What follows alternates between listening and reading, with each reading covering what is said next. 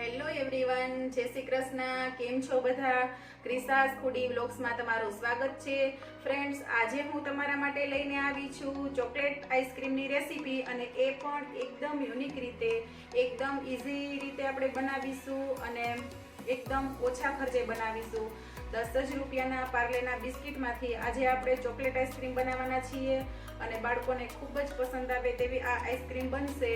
અને એ પણ દૂધને ગરમ કર્યા વગર, અને કોઈ પણ જાતનો આપણે તેમાં બીટરનો બી યુઝ નથી કરવાનો. એકદમ ઇઝી મેથડથી આજે આપણે ચોકલેટ આઈસ્ક્રીમ બનાવીશું. તો ચાલો હું તમને તેની રેસીપી બતાવું. બજારમાં મળે તેવું ક્રીમી આઈસ્ક્રીમ ઘરે આપણે એકદમ અલગ રીતે આજે બનાવીશું, અને એ પણ 10 જ રૂપિયાના બિસ્કિટના પેકેટમાંથી. તો સાવ ઓછા ખર્ચે આ બનતી આઈસ્ક્રીમ છે. તો ફ્રેન્ડ્સ, તેના માટે મેં અહીં 10 વાળું પાર્લે બિસ્કિટનું પેકેટ લીધું છે. તો એકદમ ઓછા ઇન્ગ્રીડિયન્ટ્સથી આ રેસીપી બને છે, તો તમે ચોક્કસ ટ્રાય કરજો. બિસ્કિટને આપણે મિક્સચરના જારમાં આ રીતે ટુકડા કરી અને એડ કરી દઈશું. તેને આપણે પાવડર બનાવવાનો છે. તેને ગ્રાઇન્ડ કરી પાવડર ફોર્મમાં આપણે લાવીશું. આ રીતે આપણે બિસ્કિટનો પાવડર રેડી થઈ ગયો છે. હવે આપણે તેમાં કઈ કઈ વસ્તુની જરૂર પડશે તે જોઈ લઈએ. તેના માટે પોણો કપ મેં અહીં દૂધ લીધું છે અને અડધો કપ મલાઈ લીધી છે. મલાઈ ન એડ કરવી હોય તો તમે અડધો કપ મિલ્ક પાવડર બી એડ કરી શકો છો.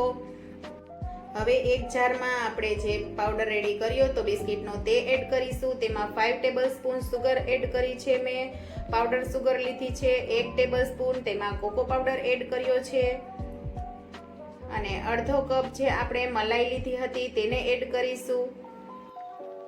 મિલ્ક આપણે અહીં પહેલા થોડું એડ કરીશું.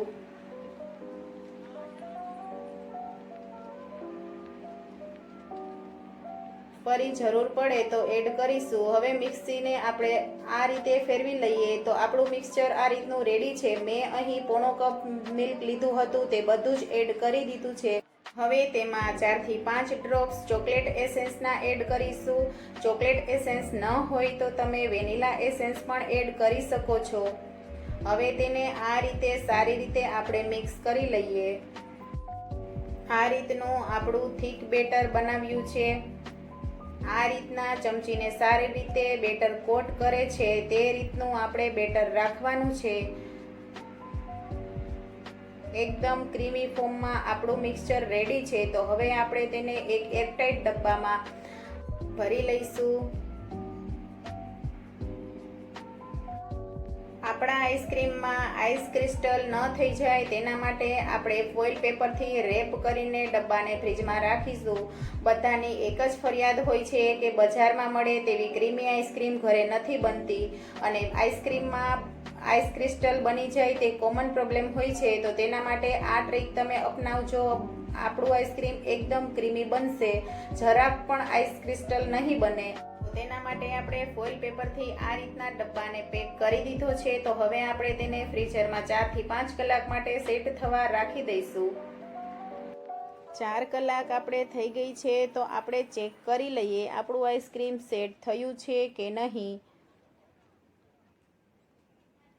ફ્રેન્ડ્સ, આપણું આઈસ્ક્રીમ એકદમ સરસ સેટ થઈ ગયું છે, અને મેં અહીં ઉપર ચોકલેટના ચંક્સ નાખ્યા છે. તમે કોઈ બી વસ્તુ નાખી શકો છો. ચોકલેટ